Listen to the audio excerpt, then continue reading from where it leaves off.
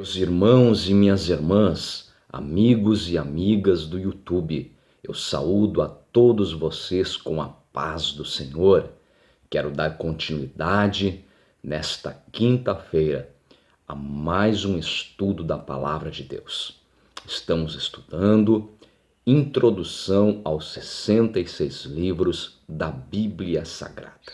Hoje nós queremos transmitir informações básicas, prévias, porém de grande valia, acerca do livro do profeta Ageu, para que quando você for ler ou estudar esse livro, você possa compreendê-lo de forma mais eficaz. Amém? Antes de nós começarmos então aqui o nosso estudo, eu quero convidar você que ainda não se inscreveu no meu canal a inscrever-se, né? Valdecir de Almeida Oficial, entra no YouTube, digita Valdecir de Almeida Oficial, certo? Deixa o teu like, o teu positivo, porque todas as vezes que você deixa o teu like, o YouTube ele entende, né, que esse vídeo é relevante, então ele acaba também transmitindo, né, esse vídeo para outras pessoas, certo?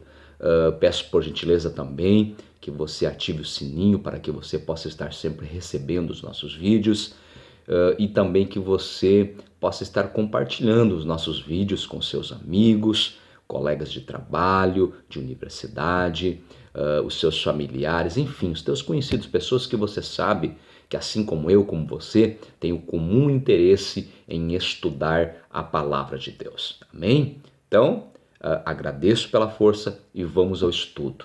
Eu quero estar lendo o meu material teológico acerca do profeta Ageu, certo? E também estarei comentando acerca do assunto para que nós possamos ter uma melhor compreensão. Então, por gentileza, vem comigo. Livro do profeta Ageu. Propósito: convocar o povo para a reconstrução do templo. Autor: Ageu. Destinatários: o povo que vivia em Jerusalém e os que retornaram do exílio, né, da Babilônia, certo? Data: 520 a.C. Panorama, ou seja, o contexto histórico. O templo em Jerusalém fora destruído no ano 586 a.C. Ciro permitiu que os judeus retornassem à sua pátria e reconstruíssem seu templo no ano 538 a.C. Começaram o trabalho, mas não conseguiram terminá-lo. Através do ministério dos profetas Ageu e Zacarias, o templo foi concluído entre os anos 520 e 516 a.C. Datas, sempre lembrando, são aproximadas. Versículo-chave está no capítulo 1, versículo 4, que diz assim: é para vós tempo de habitardes nas vossas casas estucadas. E esta casa, referindo-se, né, à casa do Senhor, e esta casa há de ficar deserta? Né, uma pergunta que faz o profeta Ageu para o povo. Pessoas-chave no livro do profeta Ageu são elas o próprio Ageu, Zorobabel, né, que era governador de Judá, e Josué, que era sumo sacerdote. Lugar-chave: Jerusalém e características particulares do livro do profeta Ageu. Ageu foi o primeiro dos profetas da fase pós-exílio. Os outros dois foram Zacarias e Malaquias. O estilo literário deste livro é simples e direto. Valdecir, como se divide o livro do profeta Ageu? Ou seja, o esboço. Eu vou passar para vocês. Olha só, do capítulo 1, versículo 1 até o versículo 15, a temática é o chamado para reconstruir o templo, tá? Então essa é a primeira parte. A segunda parte vai do capítulo 2, versículo 1 até o versículo 23, e a temática é o encorajamento para concluir a obra do templo. Amém? Meus irmãos, em poucas palavras para nós entendermos um pouco melhor. É interessante quando nós lermos o livro do profeta Ageu e também o livro do profeta Zacarias, nós também lermos, né, paralelamente, os dois livros históricos, certo, de Esdras e de Neemias. Por quê? Porque o contexto histórico é o mesmo, certo? Eram contemporâneos. Então, o que acontece? Nós sabemos que Judá, o Reino do Sul, ele fora então destruído por Nabucodonosor no ano 586 a.C. Milhares de judeus foram levados cativos para a Babilônia, Jerusalém e o templo foram destruídos, o templo erguido pelo rei Salomão, certo? Então, o que acontece? Eles passaram o período que Deus havia, os profetas haviam profetizado, certo? Que Judá permaneceria aproximadamente 70 anos cativos na Babilônia.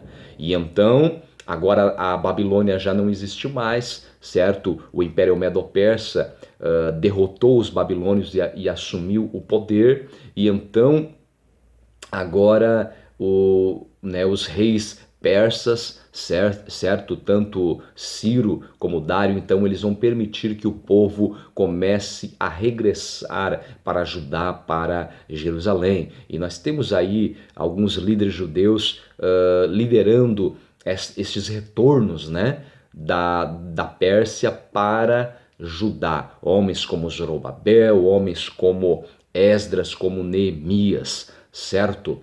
Agora a Bíblia Sagrada vai nos ensinar que o povo judeu chegando em Jerusalém vai começar o processo de reconstrução dos muros de Jerusalém e do templo de Jerusalém.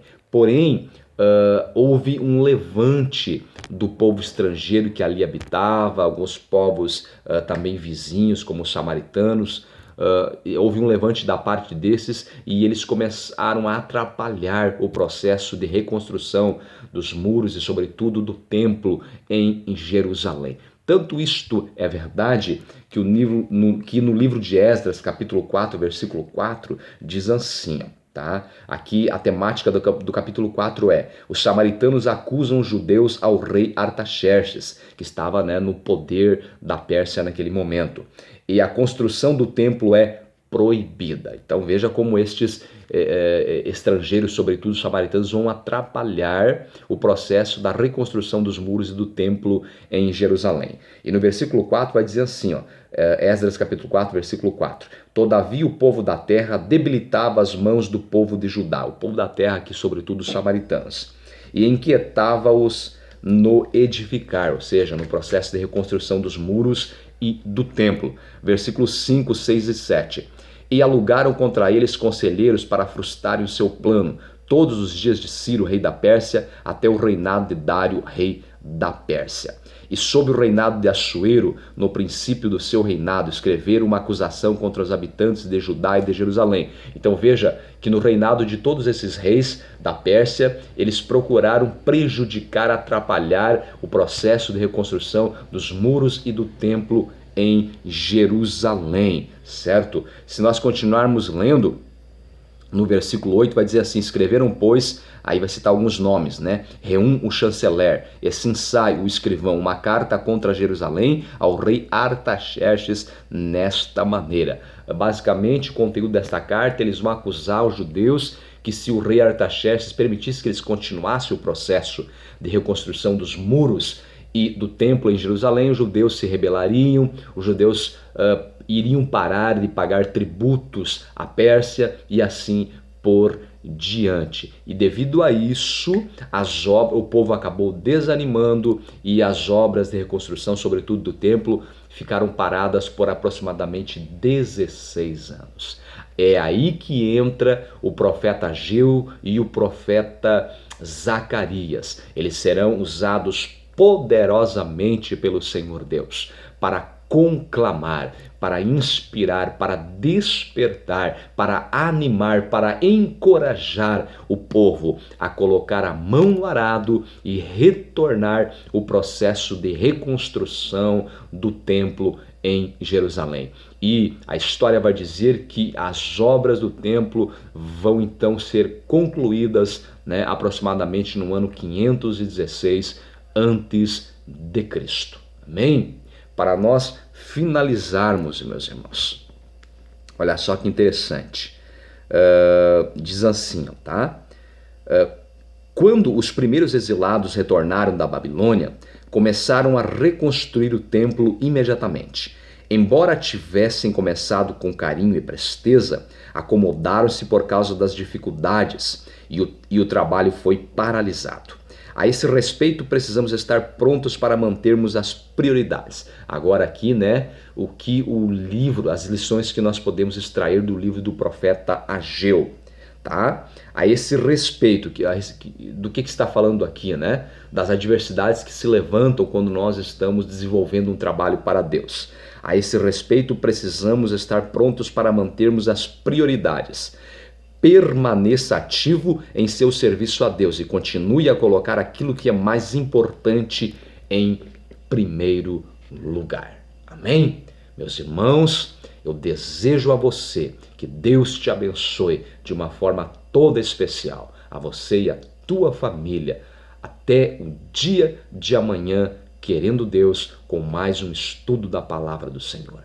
Amém.